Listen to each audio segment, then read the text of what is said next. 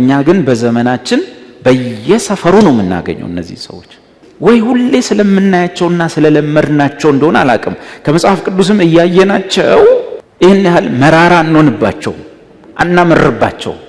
ከነዚህ ሰዎች አሁንም በሚናገሩት ትንቢት ምክንያት ኑሮ ይቀየራል፣ ቤቴ ይቀየራል፣ ኢኮኖሚ ይቀየራል፣ ምንትስ ይቀየራል ብሎ ተስፋ የሚያደርግ የዋህ ከዚህ ቤት አይጠፋም። እንዲህ እየተነገረን ማለት ነው። ጌታችን ኢየሱስ ግን ምንድን ያለን? ከእሾህ ወይን ከኩርንችትም በለስ አይወጣም። አጠብቁ።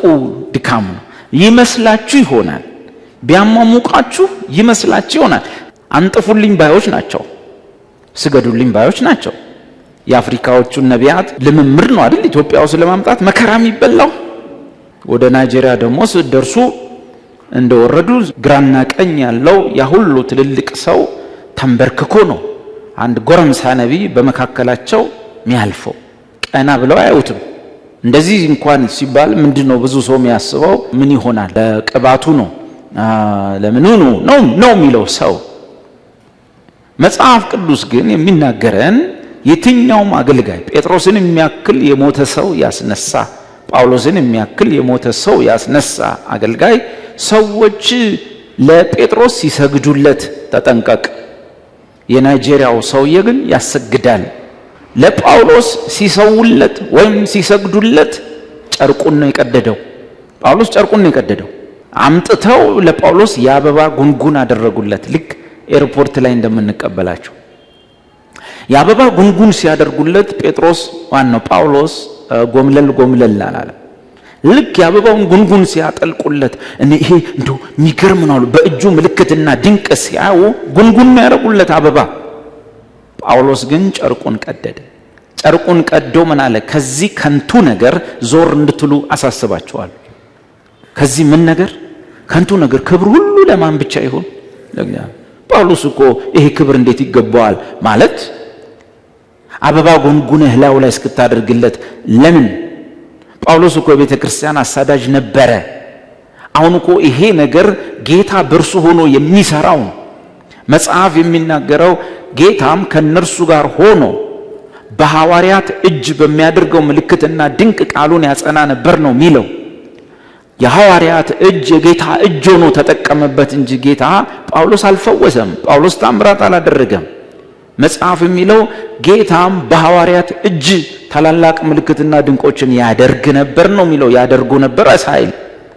ለዚህ ጳውሎስ ጨርቁን ቀደደ። እኔ አይደለሁም፣ እኔ እኮ የቤተ ክርስቲያን አሳዳጅ ነኝ፣ አንገላታችና ተሳዳቢ ነኝ፣ እኔ አይደለሁም። ይሄ የምደክመውና የምሰራው ስራ ሁሉ የእግዚአብሔር ጸጋ በእኔ ውስጥ የሚሰራው ነው።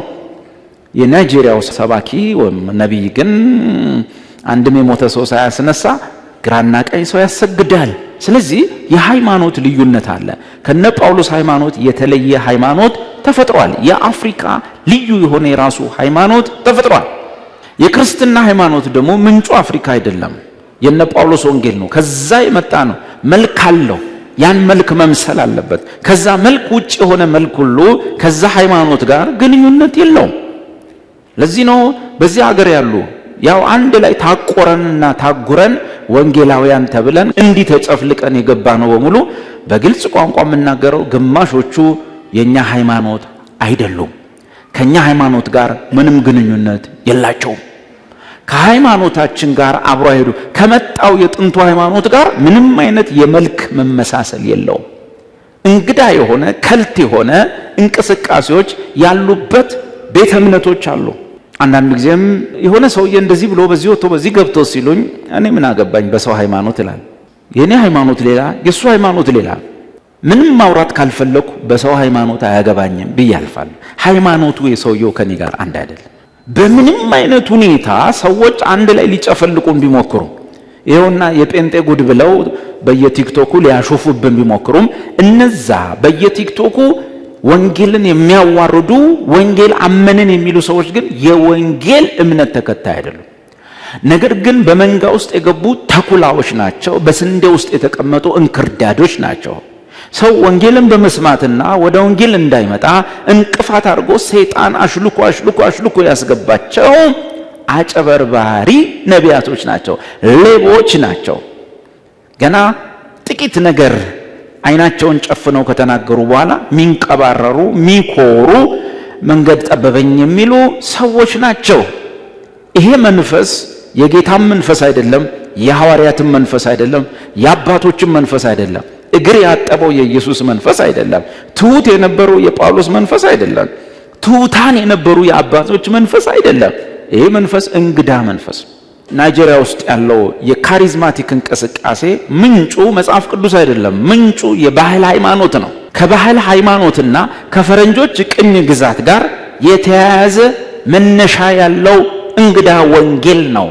ያን ወንጌል ነው እንግዲህ ትግል ብዙም አላስኬድ ደሞ ሲል ለብቻቸው ሆኖ ጎረምሶቹ ያን ነገር ለማስፈጸም ከናይጄሪያዎች ጋር ከምኖች ጋር ሆኖ ለመስራት ሞክረዋል። መነሻው ግን ቅዱስ መጽሐፍ ሳይሆን የምዕራብ አፍሪካውያን የጫካ ሃይማኖት፣ የጫካ እምነት፣ የባዕድ እምነትና የቀኝ ገዢዎቻቸው የፈረንጆቹ ውጤት ነው። በናይጄሪያ ውስጥ ያሉ ጠንቋዮችን የትም ዓለም ላይ አታገኛቸው። ጋና ውስጥ ያሉ ጠንቋዮች የትም ዓለም በአጠቃላይ ባህር ዳርቻ ያሉ አገሮች ላይ ያሉ ጠንቋዮችን የትም አታገኛቸው። ጠንቋዮቹ ጋር ያለው ልምምድ መልኩን ቀይሮ ስሙን ቀይሮ ሁኔታውን ቀይሮ በምዕራብ አፍሪካ ቸርቾች ውስጥ እጅግ በስፋት ይሰራል። እርኩሳን መናፍስት ያለባቸው ከአጋንንት ጋር ማህበረሰብ ያለባቸው ባህር ውስጥ ገብተው ቃል ኪዳን የሚያደርጉ ሰዎች ፓስተር ሆኖ የሚያገለግሉበት ሀገር ነው ናይጄሪያ ማለት። እጅ ጭነው የሚያገለግሉበት ነው። የጨው ቃል ኪዳን ምናምን ሲባል ሰምተው ከሆነ እኛ ሀገር ላይ ኬታ መጣው የጨው ቃል ኪዳን ብለህ ጠይቅ። ያን ሰው የሚያመጣው ከምዕራብ አፍሪካ ነው። የኛ ወጣት ግን አዲስ አበባ ድረስ ሄዶ የጨው ቃል ኪዳን አድርጎ ምናምን ይመጣል። ሚሽነሪዎቹ መጡ፣ ምዕራብ አፍሪካን ወንጌል ሰበኩት። ግን ብዙ ኮተቱና ባህሉ አልተወገደም። የነጮቹ ችግር ይሄ ነው። በወንጌል ሙሉ ኮተትን ቆርጠው ልካሄዱ። ዋናው ህዝቡን በክርስትና ስም ማደንዘዝና ጥሬ ሀብቱን መውሰድ ነው፣ ማዕድኑን መውሰድ ነው። መጽሐፍ ቅዱስ በእጁ ይሰጡታል። እሱ መጽሐፍ ቅዱሱን ይዞ ሲዘምር እነሱ ማዕድኑን ይዘውለት ይሄዳሉ። እንደዚህ አድርገውት ነው ሄዱት እንጂ አስቀይረውት ኮተቱን አስጥለውት አልሄዱ። በዚያ ላይ ደግሞ ነጩ ሚሽነሪ ወይም ማናቸውም ነጭ ሰው በሰፈራቸው ባለፈ ቁጥር ሁሉም በጉልበታቸው ተንበርክከው ነው የሚያሳልፉት። ፈረንጁ እስኪያልፍ ድረስ ተንበርክከው ነው የሚያሳልፈው። ይሄ በባህርነት የተገዛ የምዕራብ አፍሪካ ህዝብ ይንበረከካል፣ ያሳልፋል።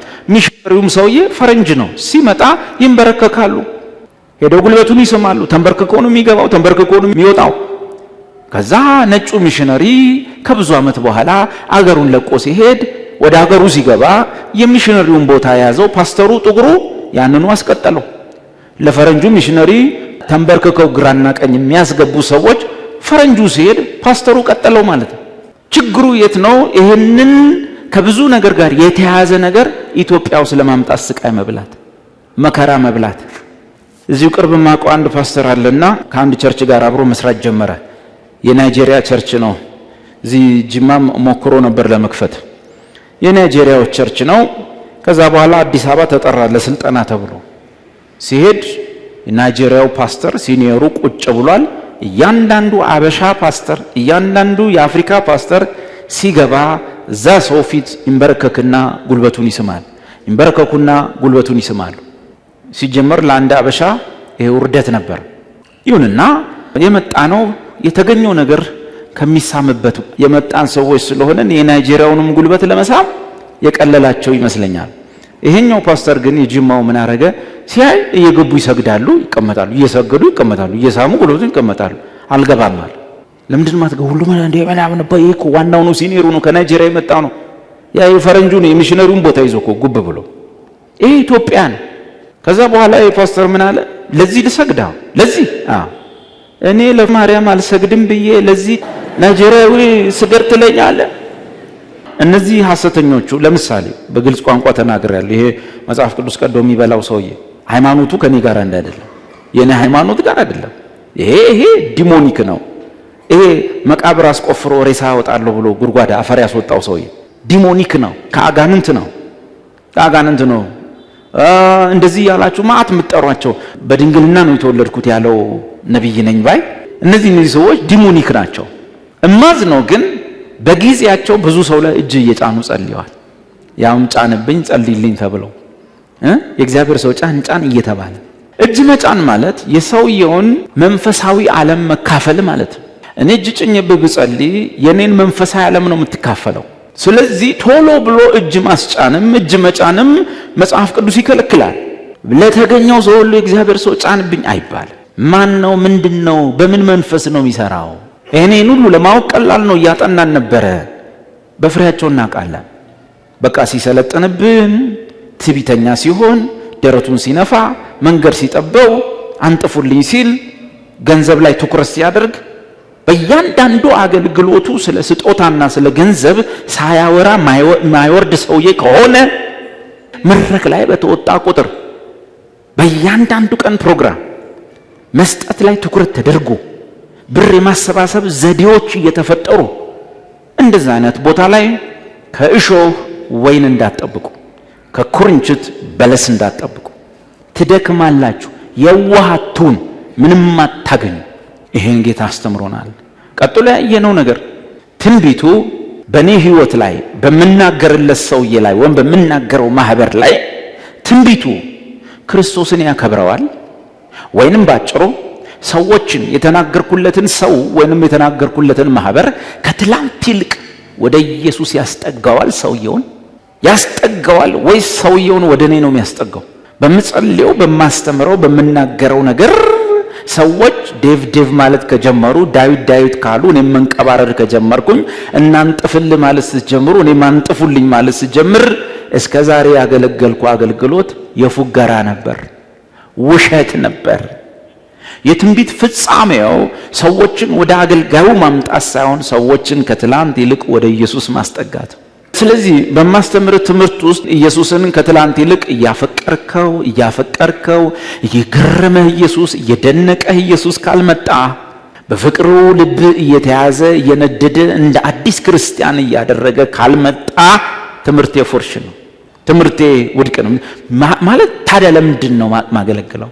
ታዲያ ለምንድን ነው ተነብየው? አንድ ነገር ወይም አንድ ትንቢት ከእግዚአብሔር መሆኑን የምናውቀው መንፈስ ቅዱስ ከተናገረው ነው። መንፈስ ቅዱስ ደግሞ መናገሩን የምናውቀው መንፈስ ቅዱስ እዚህ ምድር ላይ የመጣበትን ምክንያት ስናቅ ነው። መንፈስ ቅዱስ እዚህ ምድር ላይ የመጣበት ምክንያት አንተን ሊያሟሙቅህ፣ አንተን ሊያስደስትህ፣ በጣም ባስደሳች ንግግሮች ሊያነቃቃችሁ አይደለም። መንፈስ ቅዱስ ጸጋ ስጦታዎች በተባሉት ሱፐርናቹራል በሆኑ ልዕለ ተፈጥሯዊ በሆኑ ስጦታዎች አማካኝነት ትንቢትን ጨምሮ በትንቢት ለምሳሌ ኢየሱስን ማክበር ብቻ ኢቭን ለምናገርለት ሰውዬ ያመሃል ኩላሊትን ጌታ ፈወስኩ ይላል፣ ተፈወስክ ብሎ ሰውየውን ከኩላሊት የመፈወስ አይደለም ዋና ዓላማው። ሰውየው ከኩላሊት በመፈወሱ ትላንት ይልቅ ወደ ማን እንዲጠጋ ነው? ወደ ኢየሱስ። ኢየሱስን እንዲያፈቅር፣ ኢየሱስን ማፍቀር እንዲጀምር እንጂ መንፈስ ቅዱስ ሰውን ሁሉ የመፈወስ ዓላማ ይዞ አልመጣም። ኢየሱስን በምድር በነበረበት ዘመን፣ ሐዋርያትን በነበሩበት ዘመን፣ አሁንም መንፈስ ቅዱስ ሰውን ሁሉ ጤነኛ የማድረግ ፕሮግራም የለውም። በሚያደርጋቸው አገልግሎቶቹ ግን ክብር ለማን ማምጣት ነው ፍላጎቱ? ወይ ጌታ ብለን ለጌታ ክብር እንዲመጣ ብቻ እንጂ በቀደም የጸለይነው ጸሎት ላይ አበበ ተፈውሷል፣ በቀደም በጸለይነው ጸሎት ላይ ግን በቀለ ሞቷል። አየ መንፈስ ቅዱስ ሁሉንም የሚፈወስ ፕሮግራም የለውም። መንፈስ ቅዱስ ቤተ ክርስቲያንን ሆስፒታል የማድረግ ፕሮግራም የለውም። አንዳንድ ሰዎች በሽታ በሚባል ምክንያት ወደ ጌታ መሄድ አለባቸው። ሰዎች በጌታ ያላቸውን ቆይታና ሩጫ ሲጨርሱ ወደ ጌታ መሰብሰብ አለባቸው። የ90 ምናምን ዓመት ሽማግሌ ሰው ጥርሱ ያለቀ ምግብ ተወቅጦ የሚሰጠው ሰውዬ ታሞ ሲተኛ ይሄደ እግዚአብሔር ገና ያስነሳሃል፣ አገሩን ያዞርሃል አይባል። ልክ አይደለም ትንቢቱ። ሰዎች እድሜያቸውን ሲጨርሱ ሩጫቸውን ሲጨርሱ መሞት ሳይሆን ማረፍ አለባቸው። የጻድቃን ሞት በእግዚአብሔር ፊት ምንድነው? የተከበረ ነው፣ ምስጉን ነው። የጻድቃን ሞታቸው የጻድቁን ሞት እኔ ልሙት ብሎ ነው የተመኘው።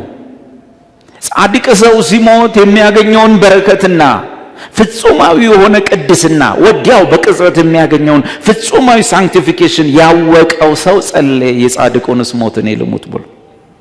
እኔ 90 ቤት ገብቼ ጥርሴ አልቆ ምግብ እንደ ውሃ ተበጥብጦ እየተሰጠኝ የእግዚአብሔር ሰው አንተማ መሞት የለብህም እኔ ጸልያለሁ ብትል ውጣልኝ ነው ማለት ውጣልኝ።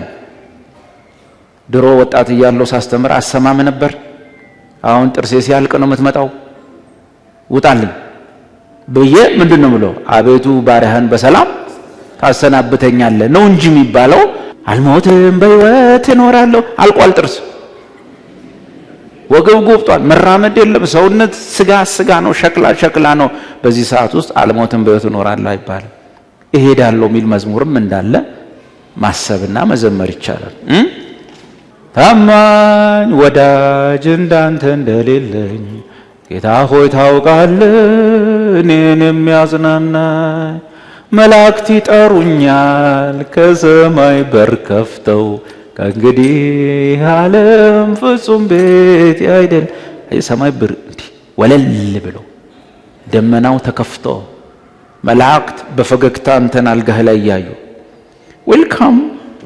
ይሄን የችጋርና የችግር ዓለም ተገላግለና መላእክት ይጠሩኛል ከሰማይ በር ከፍተው ከእንግዲህ ዓለም ፍጹም ቤት አይደለም። ከተወሰነች ደቂቃ በኋላ ራስን ታየዋለህ።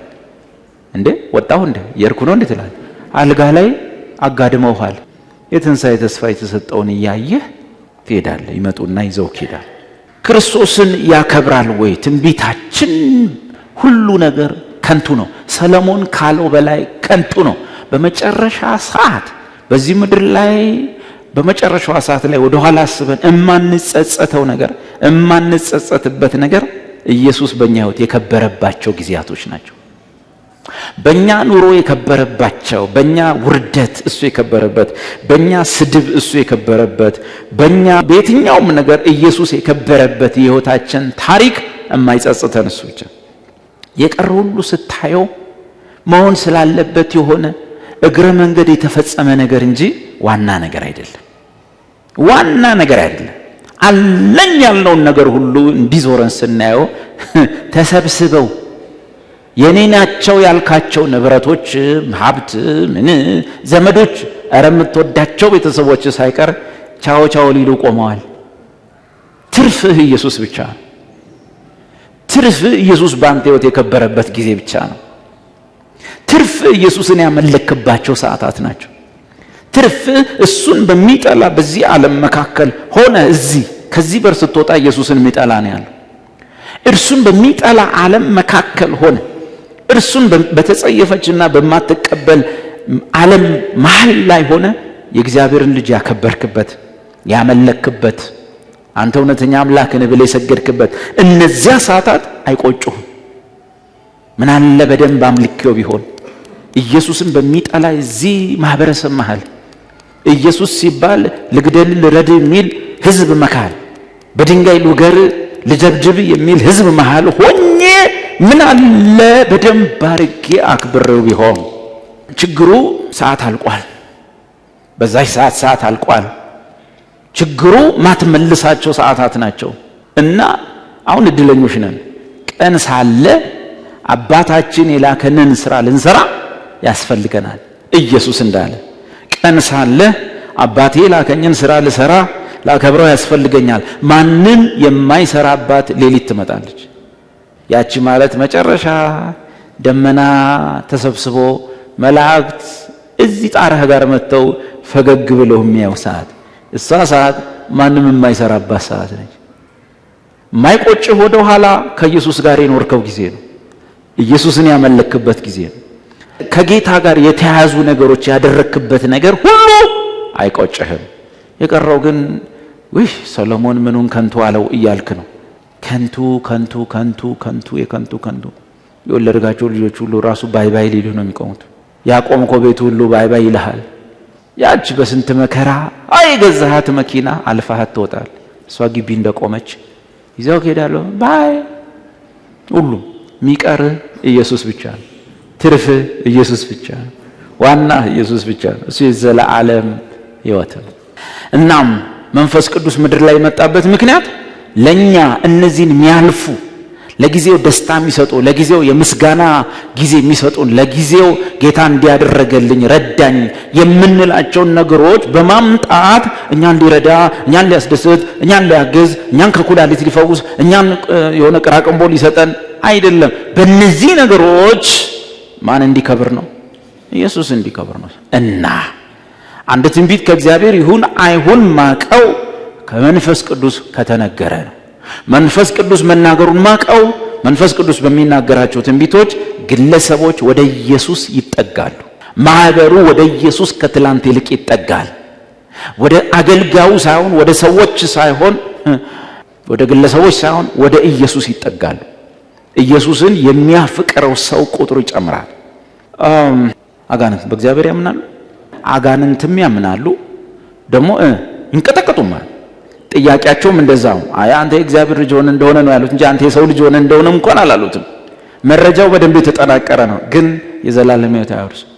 እነሱ ያመኗቸውን እነዚህ ነገሮች ሁሉ አመንን፣ ግን የዘላለም ሕይወት እንወርሳለን። አጋንንትም ያምናሉ፣ ይንቀጠቀጡማል። እሱ የእግዚአብሔር ልጅ መሆኑን ወይም እግዚአብሔር መሆኑን በደንብ አድርጎ ያምናል። እኛም እናምናለን። ቁልፍ ነጥቡ በእኛና በርኩሳን መናፍስት መካከል ያለው ርኩሳን መናፍስት ኢየሱስን ይጠሉታል፣ አይወዱትም፣ አያፈቅረውም። ሰይጣን ኢየሱስን ማንን ያምናል የእግዚአብሔር ልጅ እንደሆነ፣ ግን ኢየሱስን አያፈቅረው። ለኢየሱስ ከፍተኛ የሆነ ጥላቻ ነው ያለው። ከአትክልቱ ስፍራ ጊዜ ጀምሮ ያን ድምፅ ከሰማ ጀምሮ የሴቲቱ ዘር ራስን ይቀጠቅጣል ከተባለ ጊዜ ጀምሮ ጥላቻው ወደር የለሽ። ኢየሱስንና የኢየሱስ የሆኑትን ይጠላቸዋል። ለኢየሱስ ያለው ጥላቻ ወደር የለሽ ጥላቻ። ግን ኢየሱስ የእግዚአብሔር ልጅ እንደሆነ ወይም ኢየሱስ እግዚአብሔር እንደሆነ ወይም እግዚአብሔር እንዳለ ያምናል። መጥቶ የጠየቀውም ጥያቄ ያ ነው። አዎ፣ ሌላ እንኳን ጥያቄ አልጠየቀው። ክስም ያስከሰሰው በዚህ ወንጀል ነው። አዎ፣ በዚህ ወንጀል ነው። የሰው ልጅ ብሎ አይደለም የእግዚአብሔር ልጅ ነኝ ብሏል ብሎ ነው። ይህን በደንብ ያውቃል። አጋንንት እግዚአብሔር እንዳለ ያምናሉ፣ ይንቀጠቀጡማል። ችግራቸው ግን ለመሲሁ ያላቸው ጥላቻ ወደር የለሽ ጥላቻ፣ ጽንፍ የሌለው ጥላቻ። ሰይጣን ሙሉ በሙሉ በዚህ ምድር ላይ መንግስቱ አክቲቬት የሚያደርገው ለኢየሱስ ባለ ጥላቻ ላይ ተመስርቶ ነው። ክርስቲያኖችን እንኳን የጠሉን ርኩሳን መናፍስት በሌላ ምክንያት አይደለም፣ ከሱ ጋር ዘር ስለተገናኘ እሱን ተረከዙን ይነክሳሉ። ስለዚህ ተረከዙን ከመንከስ የተነሳ የተነከስን ሰዎች ነን እንጂ የተጠላን ሰዎች ነን እንጂ ከሴቲቷ የተረፉትን ዘሮች የሚያሳድድ መንፈስ ስለሆነ ነው እንጂ ከኢየሱስ ጋር ባንገናኝ ኖሮ የሰይጣን ጠላቶቹ አይደለንም፣ የእግዚአብሔር ጠላቶች ነበር። ምን ነው ሰይጣን ለኔ ያለው ጥላቻ ከምንም የተነሳ ሳይሆን ለኢየሱስ ካለው ጥላቻ የተነሳ፣ በኢየሱስ አምላክነት ወይንም ደግሞ ኢየሱስ በዚህ ምድር ላይ በአካል ሲመጣ ያየ ምስክር ነው። በተራራውም ላይ መጨረሻም ላይ መሃልም ላይ ጉዳዩ ከዚህ ጋር የተያዘ ነው። ስለዚህ አጋንንት በእግዚአብሔር ያምናሉ። አዎ፣ ይንቀጠቀጡማል። አዎ፣ ከተንቀጠቀጡ አውቀውታል። አዎ፣ ግን እግዚአብሔርን ማፍቀር አይችሉም። ልዩነቱ ይሄ ነው። እዚህ ቤት ያለነው ሰዎች በኢየሱስ ላይ እምነት ሊኖረን ቢችልም የማገለግልህ አገልግሎት ግን ኢየሱስን እንድታፈቅር ማድረግ መቻል። ከአጋንንት የምንለየው እግዚአብሔር እንዳለ በማመናችን አይደለም ማለት ነው። ለኢየሱስ ያለው ከፍተኛ ጥላቻ በአንተ ውስጥ ደግሞ በተገላቢጦሽ ለኢየሱስ ያለ ከፍተኛ ፍቅር እስከ ሞት ድረስ የታመንክ ካደረገህ አንተ የታመንክ ነህ ማለት ነው። አገልግሎቴ ሰርቷል ማለት ነው። ኢየሱስን ማፍቀራችሁ ከቀን ወደ ቀን ከጨመረ ትንቢቱ ልክ ነው ማለት ነው። በትንቢት አገልግሎት ለነቢዩ ያለን ነገር እየጨመረ ኢየሱስን እስክንረሳ ድረስ በኢየሱስ ስም ትንቢት ሲነገር እየሰማን ኢየሱስ ግን ምናችንም ውስጥ ፍቅሩ ካልጨመረ፣ መውደዳችን ካልጨመረ ፓስተርዬ ከሆነ ነገሩ ቆመን ማሰብ አለብን። የሚያገለግለውም ሰውዬ በመፍራት ቆሞ ማሰብ አለበት። እግዚአብሔር ሊያጠናግረን እንደሚችል ማወቅ አለብን። የኢትዮጵያ ሕዝብ ሁሉ ሊያስጥለን እንደማይችል ማወቅ አለብን። እናንተ ሁላችሁ ሆይ ብትሉኝ ብታሟሙቁኝና እኔም ብንቀባረርባችሁ የበቀደሙን እዚህ ላይ ያነበብነውን አይነት አገልጋይ ብሆን እግዚአብሔር እንዲህ ካለኝ የኢትዮጵያ ሕዝብ እንደማያተርፈኝ ማመን ጥሩ ነው። አንዳንዴ እንረሳለን፣ ያለም አይመስለን። ቸርች ውስጥ ያለው ነገር ሁሉ አይን ሳቢና ማራኪ ስለሆነ እግዚአብሔር ሊያዝን ይችላል ብሎ ማሰብ አልተቻለም ማለት ነው። በፈለገ ሰዓት እኮ ሊገድል የሚችል ነው። በፈለገ ሰዓት ማዳን የሚችል እግዚአብሔር በፈለገ ሰዓት የፈለገውን አይነት እርምጃ በቅጽበት ሊወስድ እንደሚችል ማወቅ ጥሩ ነው። ስለዚህ እግዚአብሔር አገልግሎቴን የሚገመግመው ዴቭ በምታስተምረው ትምህርት ትላንትና ህይወታቸው እንደነበሩ ሰዎች ዛሬ በኢየሱስ ፍቅር ተለክፈዋል፣ በኢየሱስ ፍቅር ታማዋል፣ ኢየሱስን ማፍቀር ጀምረዋል። ኢየሱስ ሲባል ጸጉራቸው ይቆማል፣ ስለ ኢየሱስ ሲወራ ደስ ይላቸዋል። መጽሐፍ ቅዱስ ውስጥ ኢየሱስን ሲያዩት ይደነቃሉ፣ ይገረማሉ። ስለ ኢየሱስ ሲወራ ዋው ይላሉ፣ ይገርማቸዋል፣ ይደንቃቸዋል። ወይስ ኢየሱስ እንዲያረጋላችሁ ሲባል ነው ዋው የሚሉት? ኢየሱስ እኮ እንዲህና እንዲህ ነው እሱ የሚለው ዕውቀት ነው ሞር ያላቸው? ወይስ ኢየሱስ እንዲያረጋላችሁ በዋቃችሁን እንትናችሁ ሞላ ያው ከዚህ አልፍም መቼስ አደረገላችሁ የሚባለው ምድር ነገር ቁሳቁስ ሰጣቸው ምናምን ይሄን ነው በአብዛኛው የሚያውቁት? ወይስ ራሱን ኢየሱስን ነው ስጦታውን ነው ሞር የሰሙት? ወይስ ሰጪውን ማንነት ነው ሞር የሰሙት? ስለ ኢየሱስ ነው ከመጽሐፍ ቅዱስ የሚያጠኑት? ወይስ ኢየሱስ ስለሚሰጣቸው የሚያልፍ ነገር የሚበላ ዳቦ ወደ ሆድ የሚገብቶ ወደ ዳሪ ስለሚወጣው ኢየሱስ ስለተናገረለት ከንቱ ነገር ነው? በጣም የሚያሳዝን ነገር ሆነ። ጌታ ኢየሱስ ዮሐንስ 6 ላይ ታምራትና ድንቅ አረገ። ታምራትና ድንቅ ዓላማው ምንድነው? ኢየሱስን ማክበር ነው። ግን ኢየሱስ ባደረገው ነገር ኢየሱስ ከበረ ወይ መክበር? ሰዎቹ በእውን በተደረገው ተአምራት በእንጀራው መበርከት በአሳው መበርከት ብዙ ቅርጫት ትርፍ ምግብ በመነሳቱ በዓለም ታሪክ የመጀመሪያውም የመጨረሻውም ተአምር ነው። በነገራችን ላይ ኢየሱስ ያበረከተው ዳቦ ወይም እነዛ ተአምራቶች 2 ጊዜ ነው ያደረጋቸው፣ ደጋግሞ ነው ያደረጋቸው። ከሱም በፊት ከሱም በኋላ ያን ተአምር የደገመ የለም። ያ ማለት ኢየሱስ የእግዚአብሔር ልጅ ነኝ ወይም አምላክ ነኝ ለማለት የፈጸማቸው ተአምራቶች ናቸው። የመሲህነት ተአምራቶች አድርጓል፣ የአምላክነት ተአምራቶች አድርጓል። አምላክ ነኝ ሲል ይሄን አድርጓል። አምላክ ነኝ ሲል ጭቃ ቀብቶ አይን ፈውሷል። የመሲህነት ምልክቶች ደግሞ ብዙ አድርጓል። መሲሁ ሲመጣ ከዚህ በላይ ምን ያደርጋል የተባሉ ተአምራቶች በሙሉ የመሲህነት ማረጋገጫ ናቸው። እና ኢየሱስ ይህንን ካደረገ በኋላ አምላክነቱን ከገለጠላቸው በኋላ በማግስቱ አምሩ እንዳለቀ ዳቦ ከተሰበሰበ በኋላ መጽሐፉ ምን ይላል? ሕዝቡም ሁሉ በግድ ሊነጥቁትና ሊያነክሱት ፈለጉ ይላል። በግድ አንተማ ንጉስ ነህ፣ በቃ የዳዊት ልጅ ነህ፣ በዳዊት ዙፋን ላይ ትቀመጣለህ። ሮማውያን የራሳቸው ጉዳይ ክስክስ ይጀመራል። እኛም ያለንን ጦር ጎራዴ ይዘን ወጥተን ከሮም ወታደሮች ጋር እንዋጋለን፣ ኢየሩሳሌም ላይ እናነክሳለን። ከዚህ በላይ ንጉስ መቼ ሊመጣ ነው ብለው በግድ ነጥቀው ሊያነክሱት ወደዱ። ስለምን? ተአምራት ስላደረገ። ኢየሱስን ግን እግዚአብሔር ራሱ በተቀደሰው ተራራው ላይ ሾሞታል እኮ። ባይሾሙትም እነሱ ገና ሲወለድ እኮ እሱ የአይሁድ ንጉስ ነው፣ ማንም አያነክሰው። ግን ተአምራቱን ተጠቀሙና ሊያነክሱት ፈለጉ። መጽሐፉ ምን ይላል? ኢየሱስ ግን አልገባቸውም። እሱ የዳዊት ልጅ ለመሆኑ አይደለም ምልክት ያደረገው፣ በዳዊት ዙፋን ላይ ለመቀመጡ አይደለም ምልክት ያደረገው። አምላካቸው እንደሆነ አላወቁ፣ መለኮት እንደሆነ አላወቁ። ጉዳዩ የተያዘው በምድረ በዳ ሙሴ መና አውርዶ አበላቸው። አንተስ ምን ተአምር ታደርጋለህ? በምድረ በዳ ተአምር ያደረገው ሙሴ አይደለም፣ አባቴ ነው፣ አምላክ ነው። ያ አምላክ ደግሞ የሚታየው በእኔ በኩል ነው። እኔ የማይታየው አምላክ ነጸብራቅ ነኝ፣ ምሳሌ ነኝ። የፈጠርኳችሁ የሰገዳችሁልኝ ያህዌ እኔ ነኝ የሚል ተአምራት አረገ። እነሱ ግን ሊያነክሱት ፈለጉ። አምላክ ነኝ ሲል ንጉስ ነህ አሉት። ብቻውን ፈቀቅ አለ፣ ከፊታቸው ዞር አለ፣ ፈቀቅ ብሎ ሄደ። ኦኬ ምን ሆነ? በማግስቱ ጉባኤው ተሰበሰበ። ታውቃለህ አይደል እንዲህ አይነት ነገሮች ህዝብ እንደሚሰበስብ። በማግስቱ ህዝቡ ቁጥሩን ጨምሮ ሲመጣ ኢየሱስ ቦታው ላይ የለም፣ አያድርስ ነው ያደረገው ተአምር። እንጀራ በልተው ግሩም ድንቅ ነው፣ ይገርማል፣ ክበር ንገስ፣ ክበር ንገስ፣ ክበር ንገስ፣ ዘምሩ ዘምሩ። እንዲህ አልነበረም ጉዳዩ። ባደረገው ነገር ተነስተው እንዲህ አይነት አደራረግን እንዲያደንቁ ሳይሆን እሱ ማን እንደሆነ እንዲያውቁ ነበር። መንፈስ ቅዱስ ዓላማው ተአምር ማድረግ አይደለም። መንፈስ ቅዱስ ዓላማው ክበር ንገስ ብሎ ማዘዝ፣ ኢየሱስን ራሱን እንድናቀው ነው የተፈለገው። ማን መሆኑን እንድናውቀው ነው የተፈለገው። ኢየሱስን ማክበር ነው የፈለገው። ሰዎቹ ግን በማግስቱ ሲመጡ የለም ኢየሱስ ቦታው ላይ። ክበር ንገስ የሚለው መዝሙር ቀረ። በግድ ሊነጥቁትና ሊያነክሱት ነበረ፣ ፈቀቅ አለ። እንጀራ አጠገባቸው ዞር አለ። የፈለጉት ይሄ ነውና የልባቸውን ሰጣቸው፣ እሱ ዞር አለ። መጽሐፍ እንደሚል የሚበሉትን ለአፋቸውም የሆነውን ለሆዳቸውም የሆነውን የሚበሉትን የሚጠጡትን ሰጣቸው። በነፍሳቸው ላይ ግን ክሳት ለቀቀባቸው። ሆዳቸው ሞላ፣ ሰቡ፣ ወፈሩ። በነፍሳቸው ውስጥ ግን ክሳት አለ። በነፍሳቸው ውስጥ ግን ስጋት ነው፣ ፍርሃት ነው፣ ዋስትና ማጣት ነው፣ ጥርጥር ነው፣ እረፍት የለም። ጥቃት ላይ ናቸው ያሉት። መንፈሳዊ ዓለማቸው የተምታታ ነው፣ አያድርስ ነው።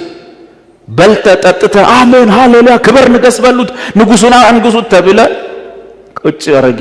ኢየሱስ ግን ማን ነው?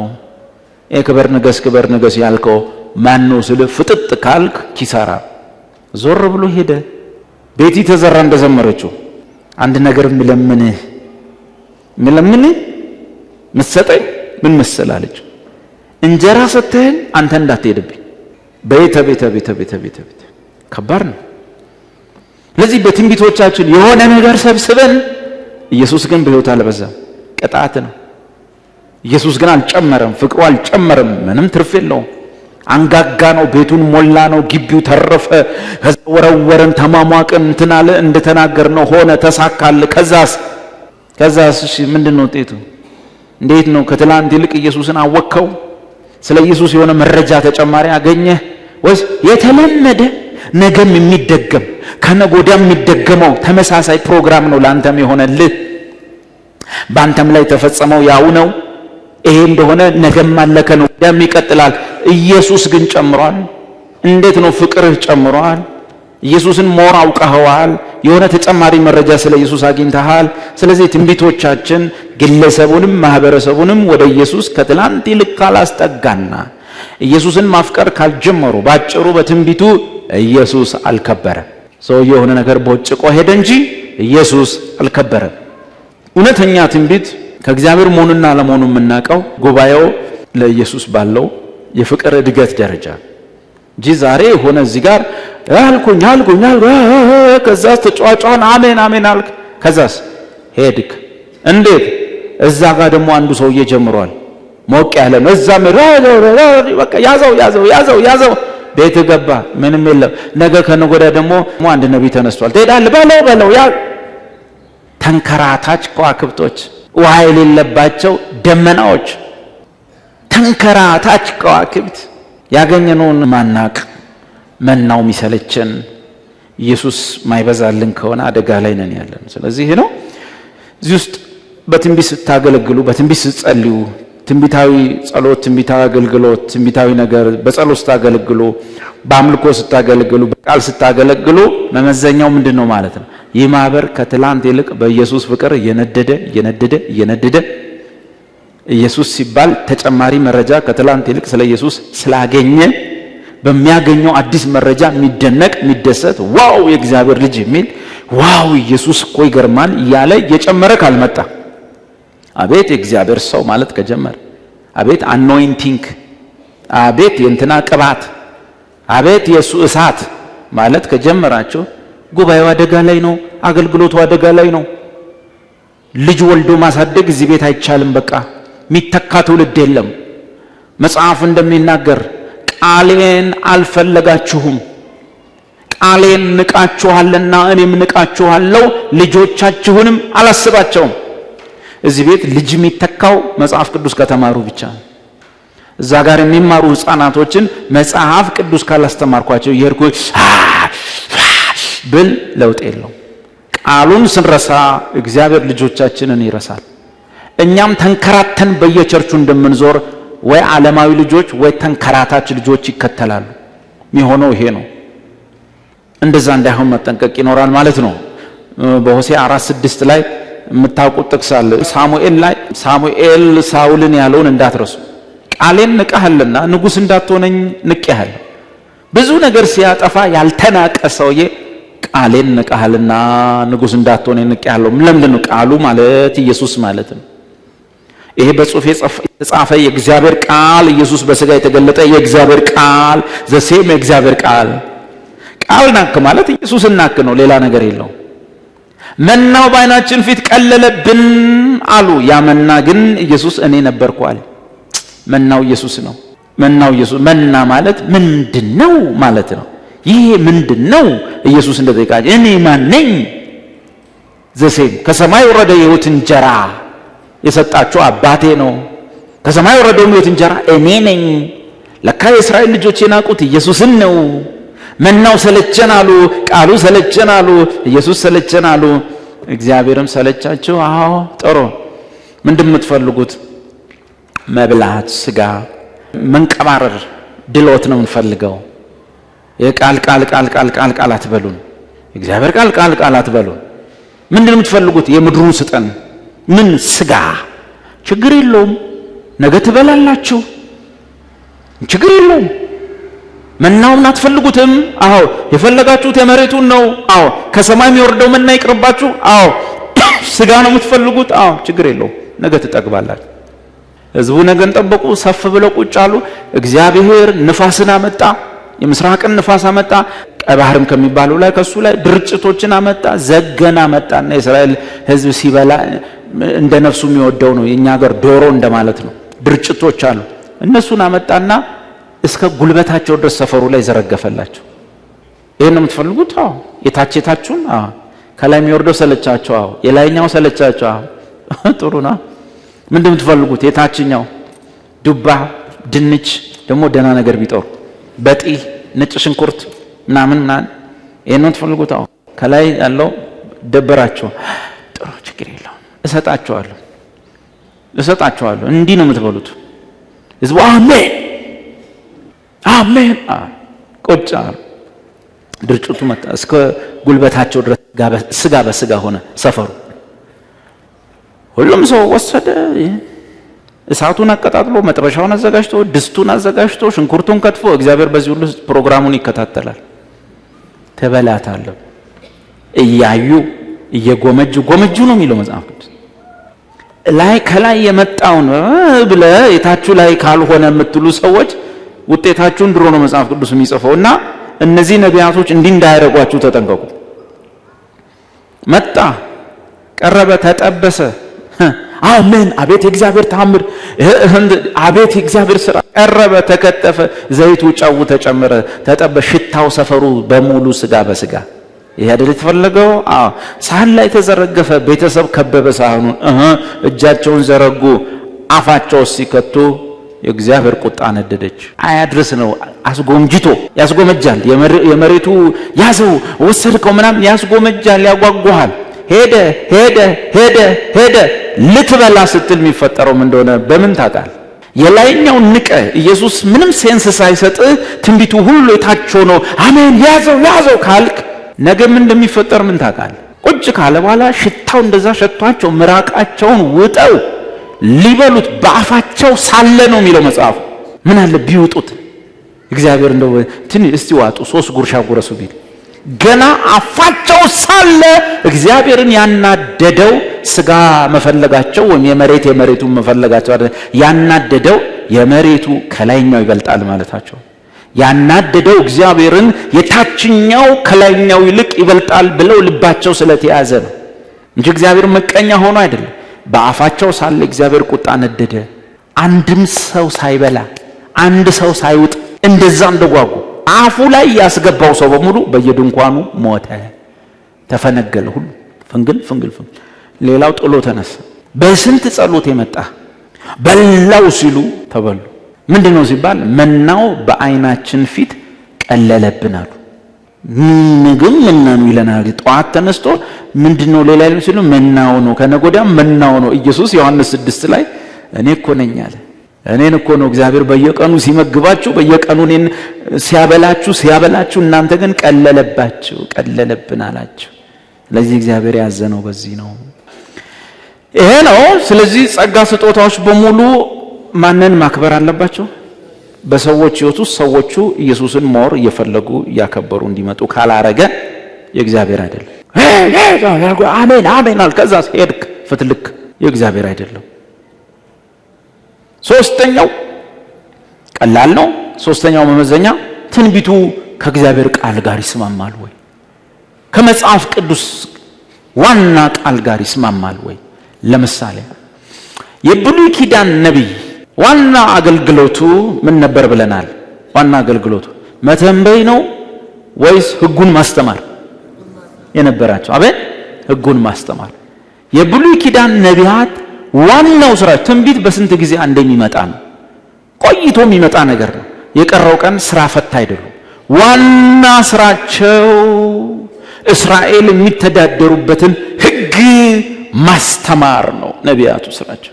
በዛው በትርፍ ደግሞ እግዚአብሔር እንደፈቀደ በእግዚአብሔር ፍላጎት ትንቢት ሲመጣ ደግሞ ይናገሩ ነበር። ዋነኛ ስራቸው ግን ሕጉን ማስተማር ነው እና ትንቢታቸው ምኑን የሚያጸና ነው? የሕጉን ትምህርት የሚያጸና ነው። ሕጉን ማስጠበቅ ነው።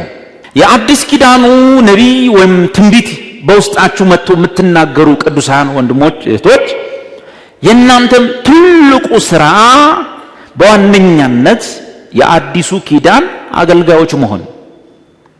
አዲሱን ኪዳን ካላወቃችሁት፣ አዲሱን ኪዳን ጠበቃ ካልሆናችሁለት፣ አዲሱን ኪዳን የማታስከብሩ ከሆናችሁ ትንቢታችሁ ለምንድን ነው ትንቢት የሆነው?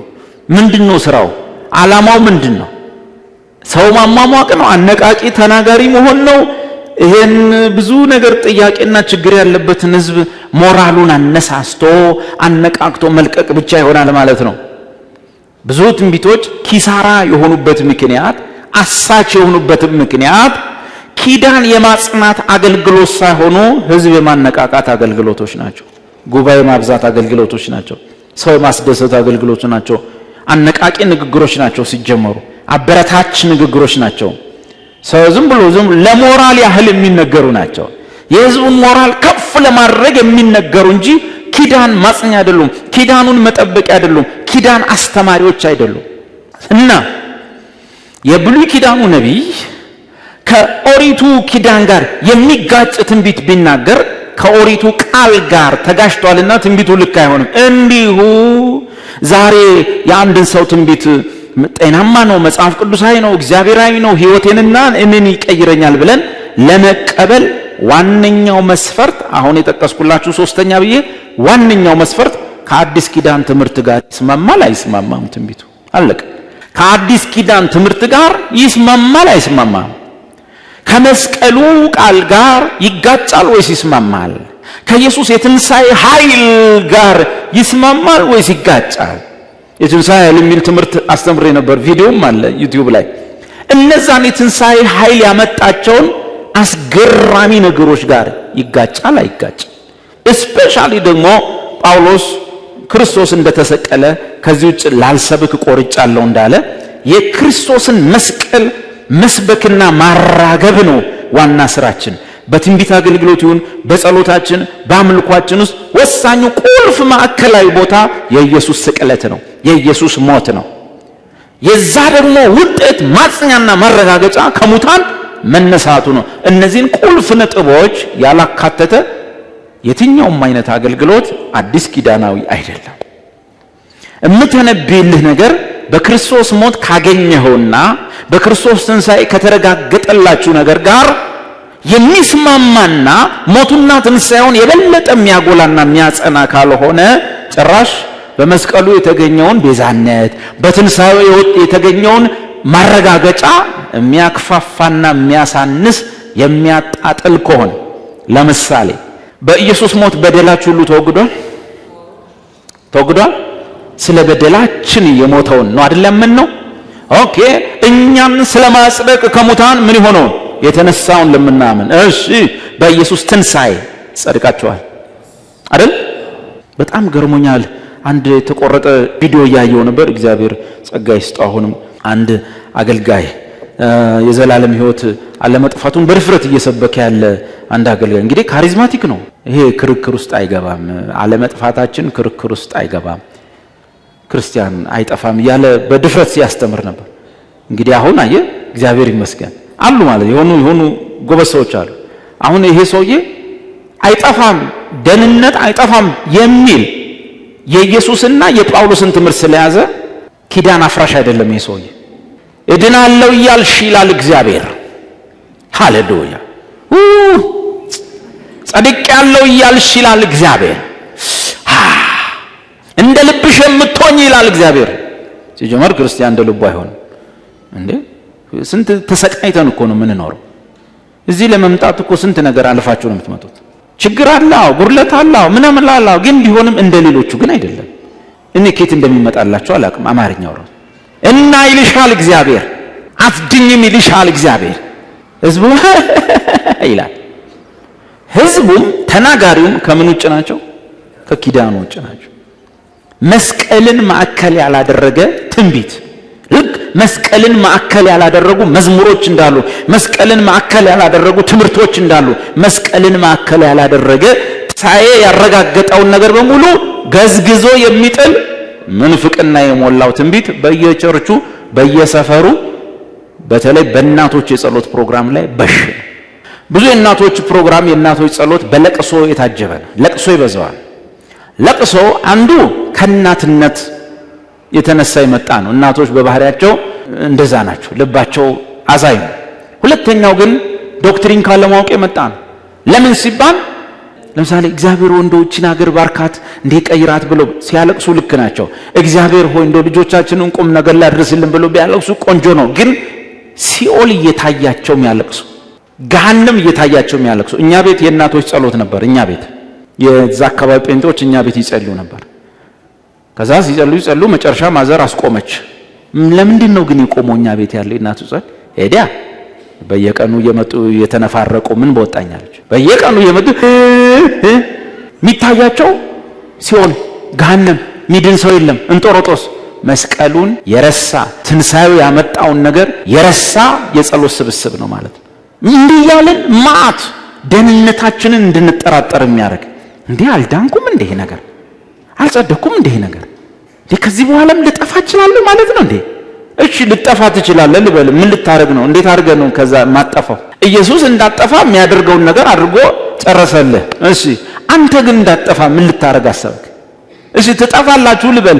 ምን ልታረጉ አሰባችሁ? ከዛ እንዳጠፉ ምን ልታረጉ አሰባችሁ? ገዳም ልትገቡ፣ በአንድ እግራችሁ ቆማችሁ ልትጸልዩ፣ ሮብ ዓርብ ልትጀምሩ ምን አሰባችሁ? እስቲ ሮብ ዓርብ አመቱን ምኑ የሚጾሙት በአመት ከ365 ቀን 200 ቀን የሚጾሙት እንኳን እነሱ እንኳን እንድናለን አላሉ።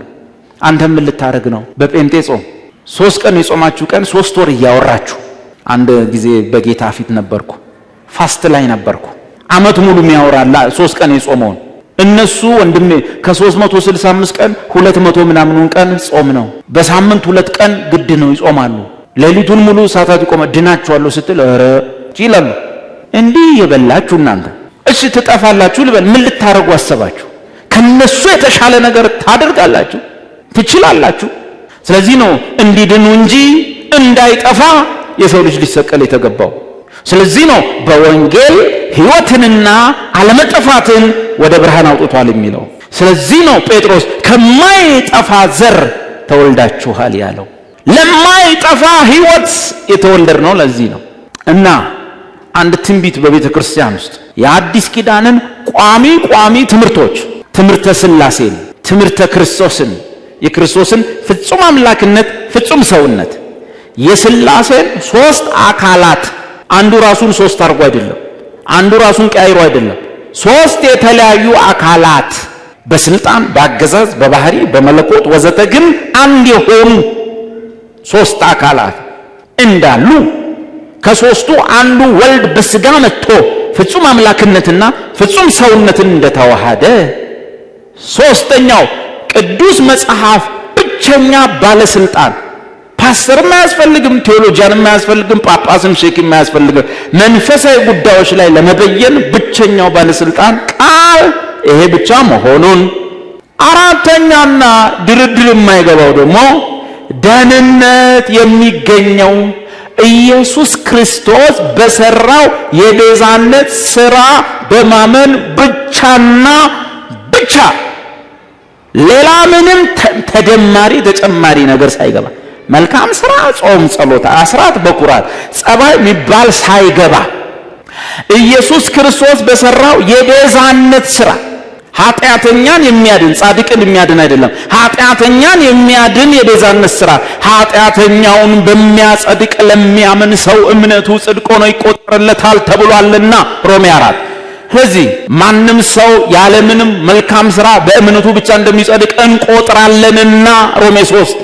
ይሄንን የሚጋፋ የሚሸረሽር የሚያቀጥን አሳቻ በሆነ ሁኔታ ይሄን ትምህርት የሚመታ ትንቢት ከእግዚአብሔር አይደለም። ይሄን አስተምሬ ግን እዚህ ቤት ውስጥ ካላችሁ ብዙ ሰዎች መዳኑን እርግጠኛ ያልሆነ ነቢይና መዳናችሁን እንድትጠራጠሩ የሚያደርግ ነቢዩም አገልጋይ ጋር ግን ሄዳችሁ እንደምትገለገሉ አውቃለሁ። ከዛ እሾህ ሰውዬ ወይን አይገኝም። ከዚህ ኩርንችት ሰውዬ በለሳ እንዳትጠብቁ። ትለፋላችሁ፣ ትደክማላችሁ። የእግዚአብሔር ጸጋ አክቲቬት የሚሆነው በእግዚአብሔር መንገድ እንጂ በሰው ጥበብ አይደለም። እኔ ጸጋውን ሰብካለሁ። ጸጋው እንዳዳነ ሁሉ ጸጋው ራሱ ሕይወትና ኑሮህን ይቀይራል። ምንም ግብ የለው። ምንም ልዩ አቋራጭ መንገድ የለው። በኢየሱስ ደስ ይበልህ። ያዳንህ ጸጋ ያው ጸጋ ያኖርሃል። ያው ጸጋ ኑሮህን ይቀይራል። ኢኮኖሚያችሁ የሚባረከውም በእግዚአብሔር ጸጋ ነው። ኪዳኑ የጸጋ ነው። እኔ ያን ጸጋ አክቲቬት የማደርገው በእምነት ነው። ያን እምነት በትንቢት ገልጠዋለሁ፣ በጸሎት ገልጠዋለሁ፣ በትምህርት ገልጠዋለሁ፣ ወዘተ ወዘተ ወዘተ።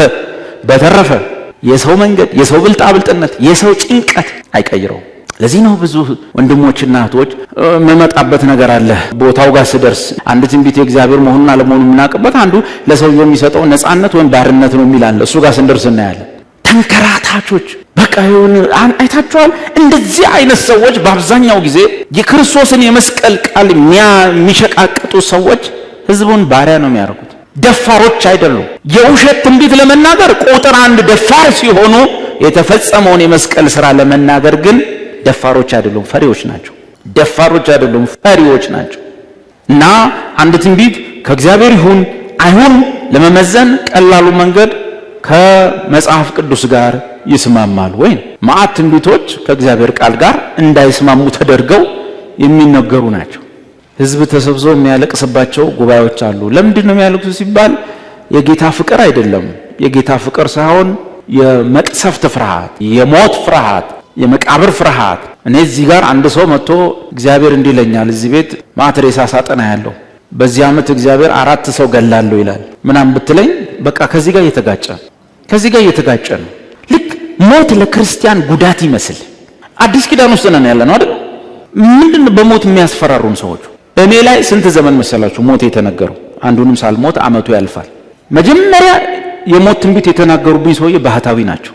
የዛሬ እንግዲህ 20 ዓመት በፊት የሆነ ቲያትር ሰራለሁ ሲሉ ሳስከለክላቸው ትንቢት ተናገሩ። ጎንደር ላይ አንድ እንደ ዳዊት አይነት ወጣት ተነስቶ ተቃውሞኝ ነበረ። ትንቢት ተናገርኩበት፣ በዓመቱ ሞተ። አሁን ይኸው ምዕመናን ምስክር ሁኑ አሉ። ከነ ረጅም ጸጉራቸው ምስክር ስሙ፣ ይኸው የዛሬ ዓመት ይህን ብላቴና አታገኙትም አሉ።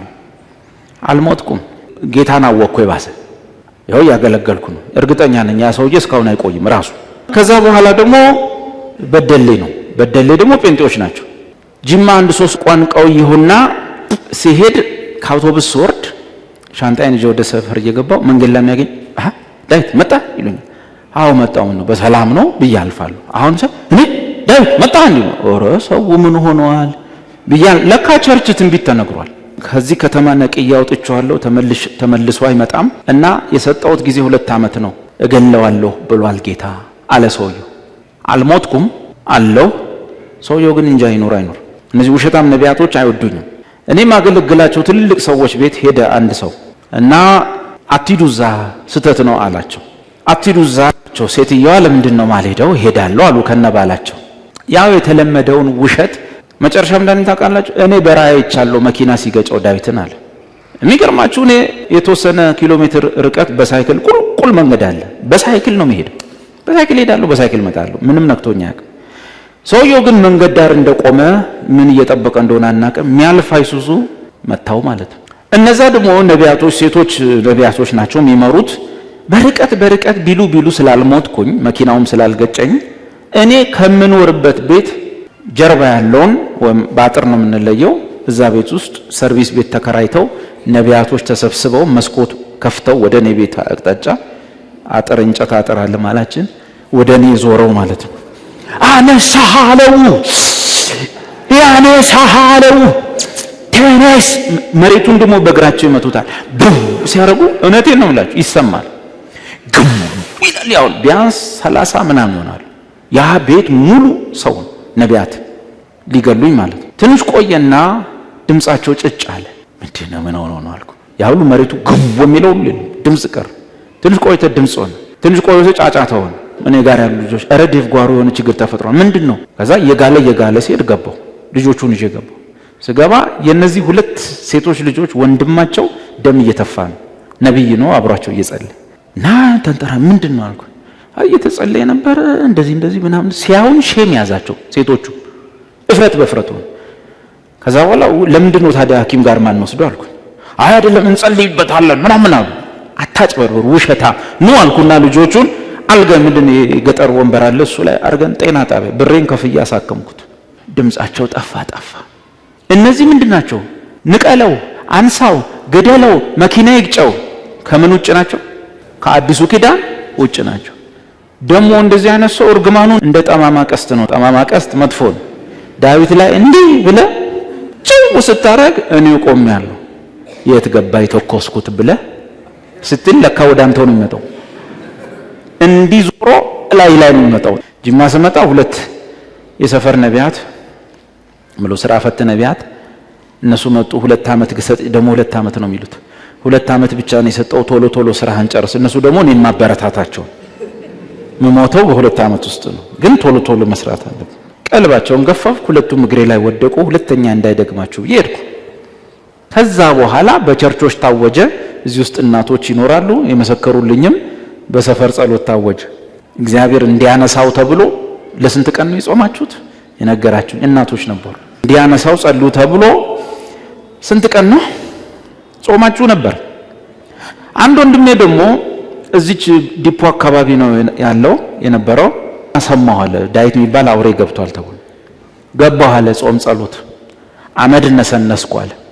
አመድ ነስንሼ ቁጭ አልኩ። እግዚአብሔር ይሄን ሰው ግደለው አነሳዋል በርዘግቻለሁ። ከዛ በ5ኛ ቀን ላይ ምን ይሆንኩ ነው አለ። ድሮ አመድ ላይ ተቀምጦ ሰው ይሆናል እንግዲህ አመድ ነሰንሳለሁ የሚል ጥቅስ አንቦኮ ነው። እና ትንቢቶችህ ከምን ውጭ መሆን የለባቸው?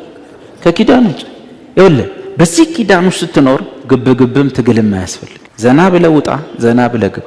ትንሽ ተናገር፣ ትንሽ ጸልይ፣ ትንሽ ዘምር፣ ትንሽ አምልክ፣ ትንሽ ስራ፣ ትንሽ ኑር። እሺ ትንሽ ወጣ ብላችሁ እዛ ጋር የጀበና ቡና ጠጡ። ምንም እንዲህ መወጣጠር ያስፈልግ። ሰላም ተባረካላ መከራ አትብሉ። በዚህ ኪዳን ኑሩ። ድምጽ አትቀይሩ። ውጭ ላይ በቀጭን ድምጽ ያወራ ሰውዬ ሰላም ነህ እንዴት ነህ ደህና ነህ ያለ ሰውዬ እዚህ ጋር ሲወጣ ሃሌሉያ ደማቸው ሃሌሉያ ምን ያደርግልሃል? እኔ ቤቴም ስትመጣ ድምጽ ይሄው ነው፣ ይሄው እዚህም ድምጽ ይሄ ነው። ምንም አክሽን ሪአክሽን አያስፈልገው። አለቀ። ቀለል በሉ። በጌታ ደስ ይበላችሁ። በመዳናችሁ ደስታ ሐሴት አድርጉ። የዘላለም ሕይወት ዋስትና የተሰጣችሁ ብቸኛ ክርስቲያኖች ስለሆናችሁ ደስ ይበላችሁ። ሂንዱ ይሄ የለውም፣ ቡዲስት ይሄ የለውም፣ ሃይማኖተኞች በዓለም ላይ ይሄ የላቸው። የዘላለም ሕይወት ከነ ዋስትናው የተሰጣችሁ ከበጎቼ አንድስ እንኳን እንዳላጠፋ ይህ የአብ ፈቃድ ነው። አንድስ እንኳን እንዳላጠፋ ይህ የአብ ፈቃድ ነው የተባል የታመነ እረኛ እጅ ላይ የተሰጣችሁ በጎች ናችሁ። እና ከኪዳን ጋር መስማማቱን ማረጋገጥ። ሟርት ትንቢት አይደለም። እገላችኋለሁ፣ አጠፋችኋለሁ ምናምን የሚባለው ነገር አጋንንታዊ ነው። አንድ ቦታ በዚህ ዓመት መጀመሪያ ላይ ነው ህይወቴ እዚህ ምስክር አለች። እና መስሪያ ቤቱ ስራ ሊጀምር ሲል ዓመቱን ያው ነብይ ጋብዝና ነብይቱ ትጸልያለች ወይም ትንቢት ይነገራቸዋል። የዓመቱ መሆኑን ጸልያል። እንግዲህ ስራው መስሪያ ቤቱ በትንቢት ነው የሚያስጀምረው መሰል። ከዛ በኋላ እዛው እየተጸለየ እሷ ቴክስት አደርግልኛለች።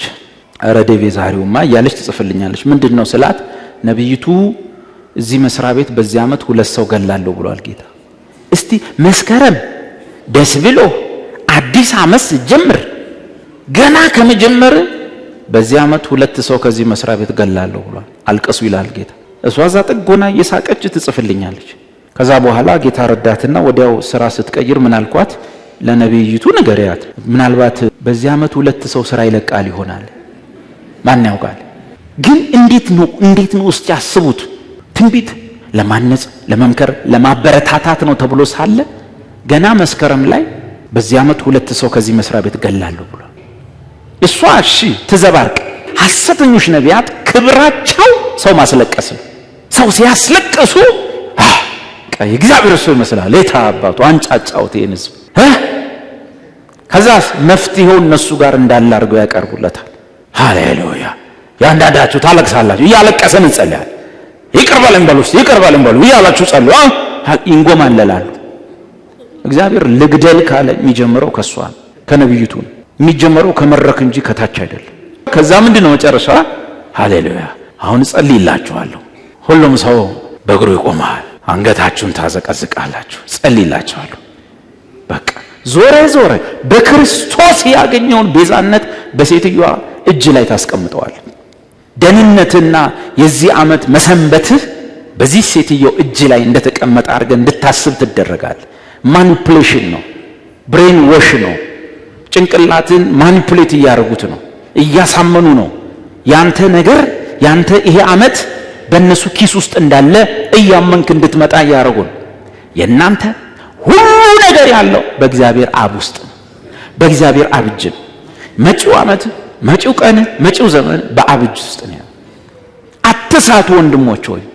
ማናቸውም በጎ ስጦታ የትኛውም ፍጹም የሆነ በረከት ሁሉ ከላይ ከብርሃናት አባት ከእግዚአብሔር ዘንድ ይወርዳሉ እንጂ ነብዩ ከኪሱ እያወጣ የሚሰጥ አይደለም። የነቢያት ጥገኛ መሆን ስትጀምሩ ትንቢቱ ኢየሱስን አላከበረም። እናንተን ወደ ኢየሱስ ሳይሆን ያመጣው ወደ ሰውየው ነው። የሰውየው ጥገኛ ወደ መሆን ጸልይልኝ የእግዚአብሔር ሰው በትንሹ ትልቁ። ከዛ ለብዝበዛ ተመቻችታችኋል ማለት። አሁን እናንተን ማለብ ቀላል፣ አሁን ከእናንተ መሰብሰብ ቀላል ነው።